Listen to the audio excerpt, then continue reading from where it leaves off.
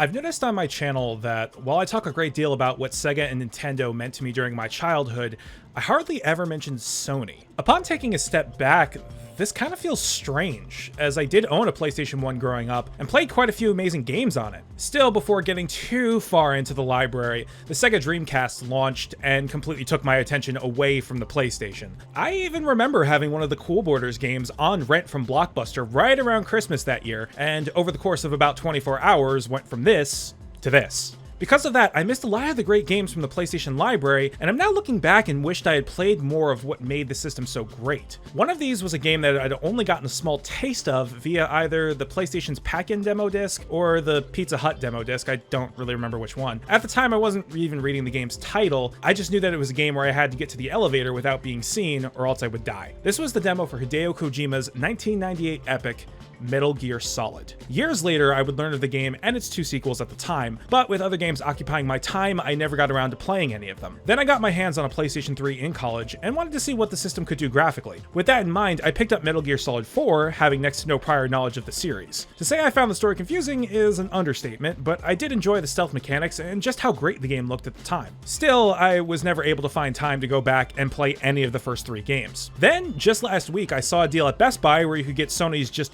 wonderful, fantastic, flawless PlayStation Classic for just $20. To give you all an idea of how poorly this thing sold, it was originally selling for $100 less than a year ago. Yeah, the PlayStation Classic isn't the best mini console out there in its stock form, but it does contain quite a few of PlayStation's greatest hits, with one of them being Metal Gear Solid. Well, I have the game and I have the time now, so let's go ahead and give this game the review treatment. Keep in mind that I'm essentially playing this 21-year-old game for the first time, so I have zero nostalgia for Metal Gear Solid whatsoever. Why do I establish that now?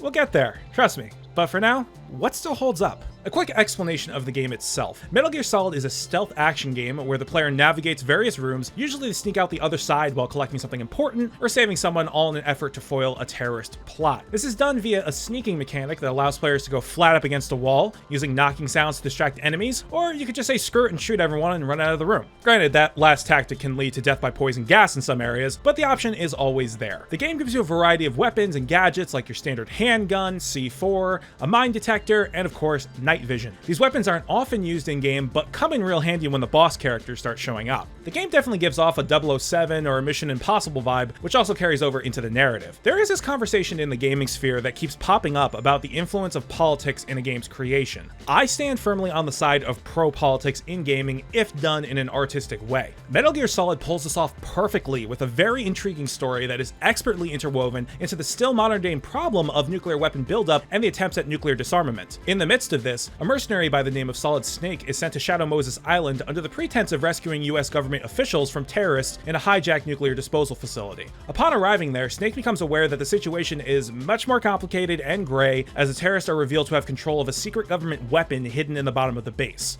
This weapon is a giant bipedal mech by the name of Metal Gear Rex. Rex's designers were under the impression that this was supposed to be a nuclear deterrent for other nations when, in fact, Rex itself is armed with a stealth nuclear warhead. To be clear, by stealth nuclear warhead, I mean a nuke that can't be picked up on radar. Yeah, it's a little more than just a deterrent. The game does a great job of weaving nuclear politics into its narrative while also building up the terror of Metal Gear Rex throughout. I won't go any further in the story though to avoid any massive spoilers, so let's take an aside to talk about the look of Metal Gear Rex. Metal Gear Rex's design is worthy of its own pro by itself. While it can be a little hard to make out in the original PlayStation release, Rex has been rendered with much more detail since, and it is just a beautifully designed mech. Its low center of gravity and leg design mimic that of a dinosaur like a T-Rex or a raptor, which gives the player the impression that this thing could charge quickly at you if need be. The railgun and the ray dome on the right and left arms give a nice look of asymmetry, even though exposing what is essentially the pilot's camera on the left arm is a bit of a design flaw. Overall though, this thing is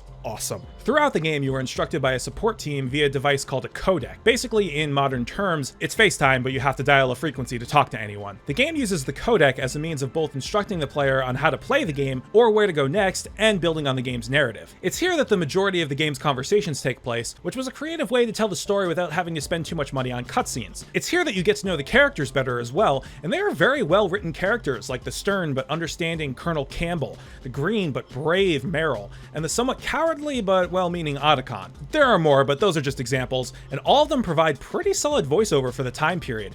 Just exactly who are you? I'm the fool that your uncle sent all alone into the middle of this whole mess. You came by yourself? You think you're some kind of one-man army? I don't need lectures.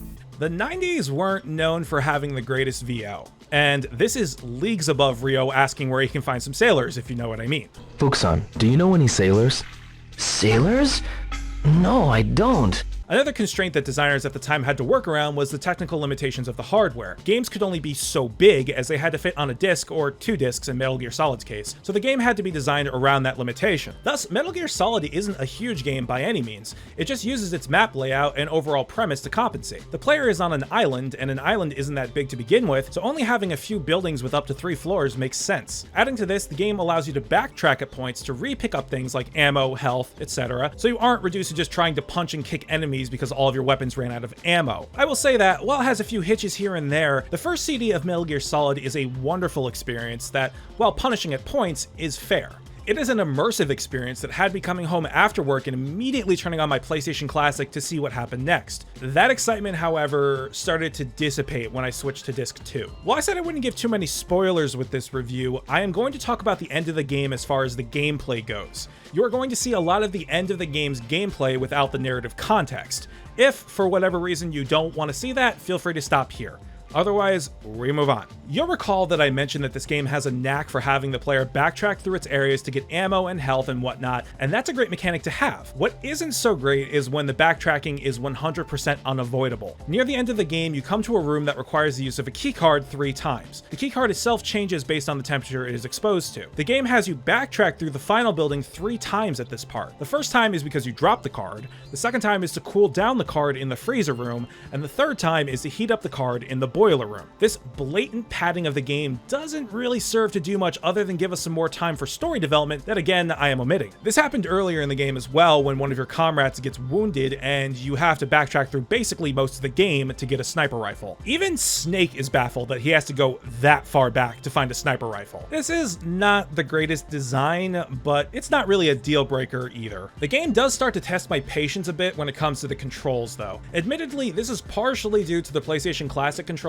not having analog sticks, but I still feel like this game would feel clunky even with the DualShock controllers. More than a couple of times, I would get stuck on a wall, fall to my death off of a ledge, or miss tons of shots with my gun due to the controls. Granted, a lot of 3D games during this time period controlled like driving a tank, so it isn't unexpected, but it does make the game feel dated. Speaking of dated, and I'll keep this quick, the graphics. Yeah, this game has aged about as well as any other game during that time period, which is not well. The character models are rendered just like any other PlayStation game, which is that they made a 3D render and just slapped a whole skin texture on top of it because that was all the PlayStation could handle. The one exception to this is Metal Gear Rex, as it does look pretty awesome even on the PlayStation hardware. Unfortunately though, Metal Gear Rex is also one of my biggest gripes with this game. It's really no secret at all that you get to fight Metal Gear Rex at the end of this game, as the game has been building up this fight since the name was uttered at the start. Sure enough, you're brought to a big open room at the end of the game and it's on.